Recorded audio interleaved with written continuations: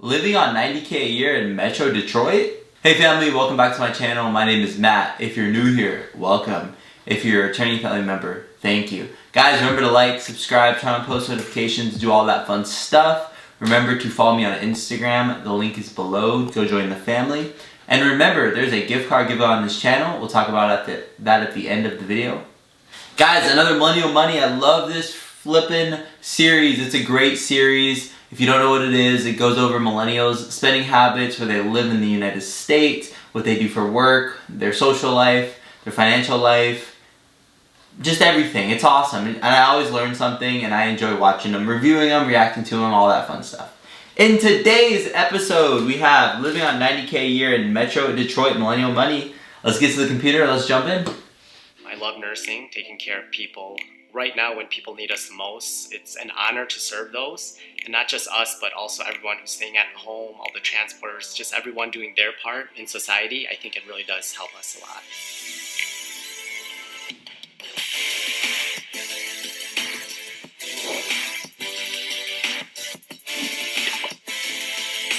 My name is Ron Navarro. I am 30 years old. I make $90,000 a year, and I live in Troy, Michigan. I am a registered nurse. I work in the emergency department at a Trauma 1 level hospital in downtown Detroit. At first, I wanted to do engineering after high school, but my mom is actually a registered nurse in the operating room, and she had me working Nice. So he's a nurse. That's pretty cool in Detroit. Nice. in the hospital system, and I ended up loving it. There we go. 312. That's a great schedule. He has a lot of time off to do other things in life.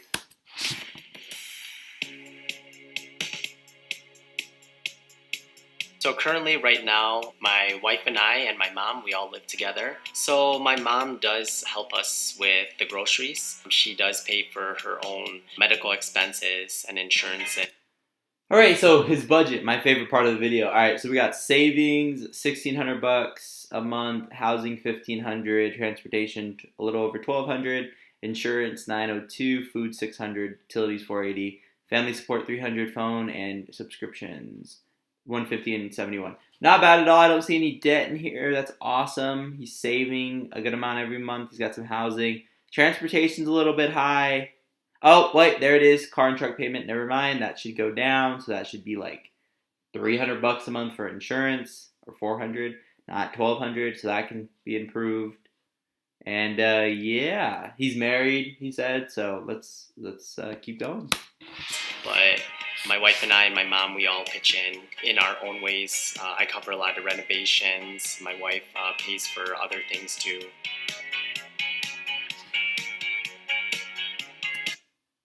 Okay, so his wife works in accounting, and his mom is a retired nurse. Okay, cool. Within the past couple months, I would say my financial goals have changed. I'm a little bit more focused now on saving. So right now my goal is to put enough to our emergency fund. So initially when the coronavirus, this pandemic did hit, I was working a little bit more. I would say like 4 days a week, sometimes 5 days a week. And especially they were offering us extra time bonus, which was helpful too. But now within the past week, my wife and my mom wanted me to just do my regular days and stay at home. Working right now in this global pandemic, it does hit us hard, especially the frontliners. I work in the emergency department, and we see them firsthand. Though we're in a controlled environment, it is difficult because people are passing away with loved ones on the phone. They're usually alone, so we're the ones that take place of their loved ones. People coming in, walking in that are walking and talking and seem like they have like slight flu-like symptoms. A couple hours later, they end up being, let's say, intubated, and it is tough. I have seen and heard of coworkers, veteran nurses, doctors who tear up. Something that you don't really see because in the ER, it's a whole different environment. People there are pretty tough, and we have to be because we see a lot of things. But we're loyal and we're committed to our cause, so. Dang, yeah, it's sad. It's the COVID episode. It's Not good. Poor guy. Let's see all that.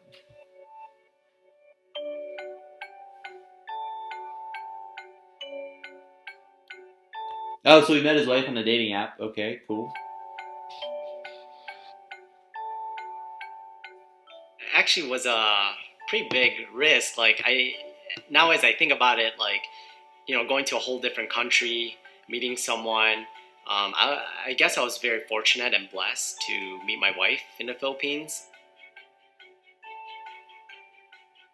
Oh, interesting. So he did nursing school in the Philippines. Huh, cool. It did change my life, of course. It was cheaper to go study in the Philippines. It cost around, I would say 8,000 to maybe 10,000 for a 4-year degree. Honestly, I didn't want to come back here to the United States after I graduated because I loved the culture so much there. Then my mom got mad at me and told me that everyone wants to come here and it would be very hard working in the medical field, especially as a nurse, to raise like a family there in the Philippines. Oh, nice. So they moved back to the U.S. in 2014. Living in the Philippines, it did teach me a lot of financial responsibility. I was on a budget because whatever my parents would send me, I was in a whole different country. And also, one thing about the Philippines is that not a lot of people have credit cards. It's actually very few. Even though people there might not have as much money, they really don't have debt. They help each other out as a family. So a lot of things I did have to learn how to do cash basis in the Philippines, which when I came here, I kind of used that thinking. So as of now, my wife and I each have our own credit card. I only use my credit card for gas and maybe food, but most of the times I pay food with cash.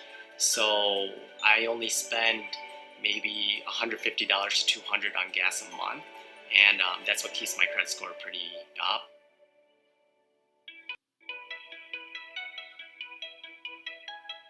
My mother gave us this house. It is actually pretty common for Asians and for Filipinos that they pass down, what they have. We did not have a mortgage payment because my parents paid for the house in full. I didn't have like any car loans, no basically student loan debt, nothing. I did have a stable job at the hospital. My wife has a stable job. We figured that we would stay here and basically remodel the house.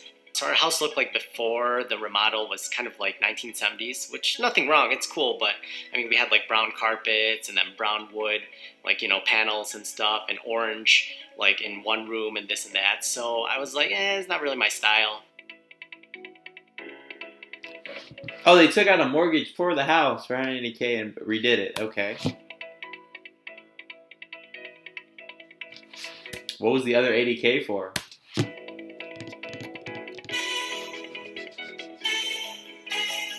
We fixed almost everything on the first floor. We renovated all the rooms, the kitchen, the bathrooms. We fixed our roof, the gutters, the landscape, our driveway, our garage, the patio we redid.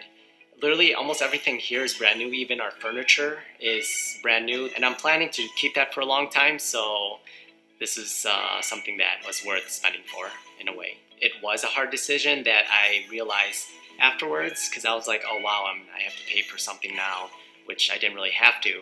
But every day I wake up, we see this house, my mom's happy with it. I guess if I could do things different, I would probably wait a little bit more, but I am satisfied. I wonder where the 80K went. Maybe it's the condo in the Philippines. Let's see. I brought my wife here and we got married within 90 days as a fiancé visa. And we were supposed to save 2 to 3 years for a destination wedding.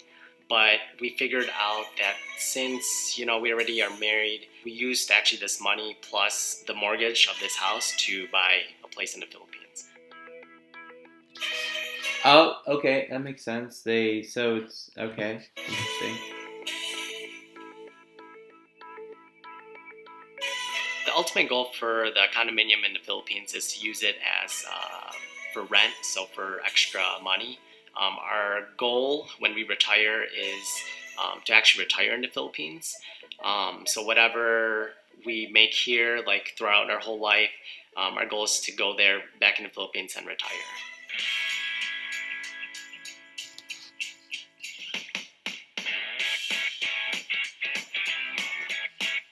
I bought my truck in 2015, brand new. I bought my wife's SUV in 2016, brand new as well.